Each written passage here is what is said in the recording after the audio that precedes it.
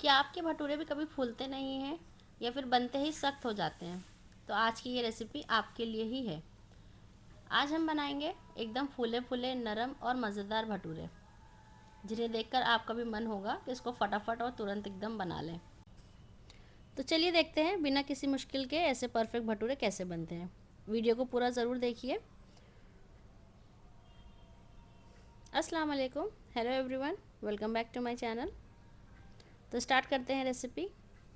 तो सबसे पहले मैंने यहाँ पे जो बाउल लिया है, तो गहरा बाउल लेंगे ताकि हम उसमें अच्छे से आटा गूंद सकें। ठीक है, तो ये कप का मेजरमेंट मैं ले रही हूँ यहाँ पे।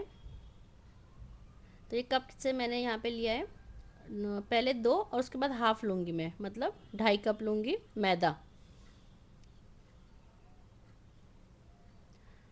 तो देखिए पहले मैंने यहाँ पे 2 फुल लिया है और उसके बाद मैं यहाँ पे ले रही हूँ हाफ़, तो ये हो जाते हैं 2.5 कप।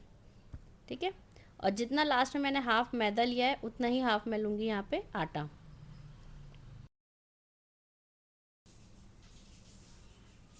तो आटे के बाद अब मैं यहाँ पे डाल रही हूँ दूध। तो ये देखिए यहाँ पे मैंने आधे कप से ज़्यादा दूध लिया है, लेकिन इसमें मलाई भी साथ में है। ठीक है, अगर आपके पास मलाई नहीं है, सादा दूध है, तो फिर आप दूध की क्वांटिटी बढ़ा सकते हैं। और हालांकि ट्राई करिएगा कि इसमें आप मलाई ज़्यादा डालें, क्योंकि इससे ना भटूरे जो है हमारे बहुत सॉफ्ट बनते हैं। उसके बाद यहाँ पे मैं ले रही हूँ रवा है, ये रवा मीन सूजी। तो ये यहाँ पे मैंने टीस्पून के हिसाब से लिया है, तो ये 2 टीस्पून है। उसके बाद है नमक। नमक आप टेस्ट के अकॉर्डिंग लीजिए।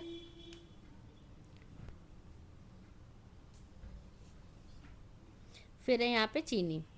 तो चीनी यहाँ पे आप स्किप भी कर सकते हैं, लेकिन अगर आप डालेंगे तो इससे एक जो कलर आता है भटूरे का वो बहुत अच्छा आता है। जो ब्राउन कलर आएगा भटूरे का वो चीनी से ही आता है। ठीक है, फिर उसके बाद यहाँ पे लिया है मैंने बेकिंग सोडा। बेकिंग सोडा यहाँ पे मैंने लिया है पिंच से थोड़ा सा ज़्यादा। और उसके बाद मैं यहाँ पे डाल रही हूँ तेल। अच्छा, आप चाहें तो यहाँ पे घी का भी इस्तेमाल कर सकते हैं, लेकिन मैं यहाँ पे तेल डाल रही हूँ, क्योंकि तेल से ये अच्छे सॉफ्ट बनेंगे। घी से क्या होता है ना कि थोड़ा उसमें क्रिस्पी बना जाता है। ठीक है, तो सबसे पहले हम क्या करेंगे, जितने ड्राई इंग्रेडिएंट्स हैं इसको सबको अच्छे से हाथ में, मतलब ऐसे जैसे मैं कर रही हूँ ना, मसल के उसको सब अच्छे से मिक्स कर लेंगे बिना पानी डाले। और एक बार जब ये अच्छे से मिक्स हो जाएंगे सारे ड्राई इंग्रेडिएंट्स, उसके बाद हम इसको पानी से एक इसका आटा गूंद लेंगे। ध्यान रखें कि आटा बहुत ज़्यादा आपने पतला नहीं करना है, क्योंकि ये मैदा है और मैदा थोड़ा स्ट्रेची रहेगा। लेकिन अगर आप इसको जब मतलब गूंदने के बाद थोड़ा हार्ड में ही आप इसको जब ऑयल लगा के ग्रीस करके रख देंगे ना 5-10 मिनट, तो उसके बाद ये बहुत ज़्यादा एकदम फ्लेक्सिबल और बहुत ज़्यादा एकदम सॉफ्ट हो जाता है।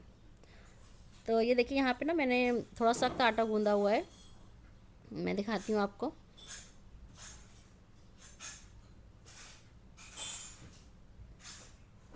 इसको तेल लगाएंगे और देखिए मैं बताती हूँ आपको कि आटा ये कैसा है। ये देखिए एकदम रफ़ इसका टेक्सचर है, या ये अभी बिल्कुल भी स्मूथ नहीं है। ठीक है, लेकिन अगर आप ये टाइम पे सोचेंगे कि आपको स्मूथ करके रखना है, तो फिर वो बहुत ज़्यादा, मतलब बहुत ज़्यादा एकदम ढीला हो जाएगा। तो इसके लिए आपने इसको ऐसे ही बस हल्का सा ग्रीस करके इसको ढक के गीले कपड़े से, साफ़ कपड़े से रख देना है। तो 5-10 मिनट हो गए, अब चलिए चेक कर लेते हैं हमारा मैदा कैसा हुआ है। तो ये देखिए 5 से 10 मिनट हुए मुझे रखे, और ये देखिए कितना अच्छा चिकना और कितना स्मूथ सा हो गया है ना। ये डो एकदम स्मूथ हो गया है। तो इसको वापस से हम अच्छे से मल के इसको रख देंगे। और अब हम क्या करेंगे कि इसके बॉल्स बना लेंगे। तो मैं यहाँ पे मीडियम साइज़ के बॉल्स ले रही हूँ। आप चाहें तो छोटा भी बना सकते हैं और चाहें तो बड़ा भी बना सकते हैं।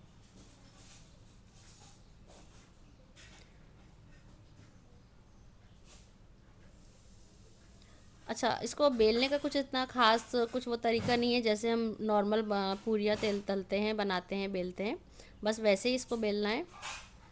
तो वो पार्ट मैंने शो नहीं किया है, क्योंकि वो तो आई थिंक सबको ही आता है कैसे बेलना है। बस हाँ, ये है कि जिसको बेलने के टाइम मैंने जो, मतलब सूखा आटे का यूज़ नहीं किया है, उसके लिए मैंने जो गरम तेल हम फ्राई करने के लिए रख देते हैं, ठीक है, तो वही तेल को आप ये जो आटे के आप बॉल्स बना रहे हैं ना, इसको वो तेल में ही हल्का हल्का डिप डिप करेंगे और मतलब उसमें ही बेलेंगे। सूखा आटा, सूखा मैदा हम कुछ भी इसमें नहीं लगाएंगे, ठीक है। तो बस ये ऐसे बॉल्स बना लेने हैं हमको। और चलिए अब इसको सीधा फ्राई की जगह पे चलते हैं और इसको फ्राई करते हैं। ये देखिए, मैंने आपको बताया ना कि बस ऐसे हमको जो गरम तेल हो रहा है साथ में कढ़ाई में, बस उसमें ही हमको इसको डिप करके बॉल्स को उसके बेलना है। अच्छा, ये देखिए इसकी एक ट्रिक, मतलब इसको फुलाने की एक टिप ये है कि जब आप इसको डालें, देखिए मेरा तो डालते से इतना ज़्यादा फूल गया था कि वो उसमें मतलब होल हो गया स्पून से ही, तो वो आपने ध्यान रखना है।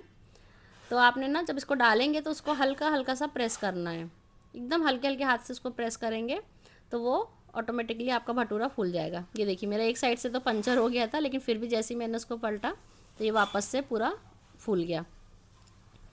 मैं दूसरा भी आपको करके बताती हूँ।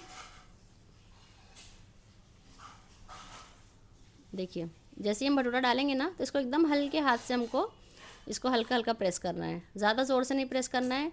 और जो गरम तेल है ना उसको भटूरे के ऊपर डालना है चम्मच से, ठीक है। तो ये देखिए कितना अच्छा और कितना एकदम बलून जैसा भटूरा फूला है।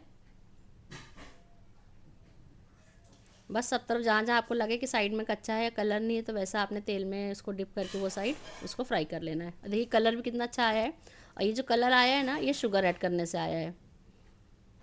तो ये देखिए ये है हमारा बलून जैसा भटूरा।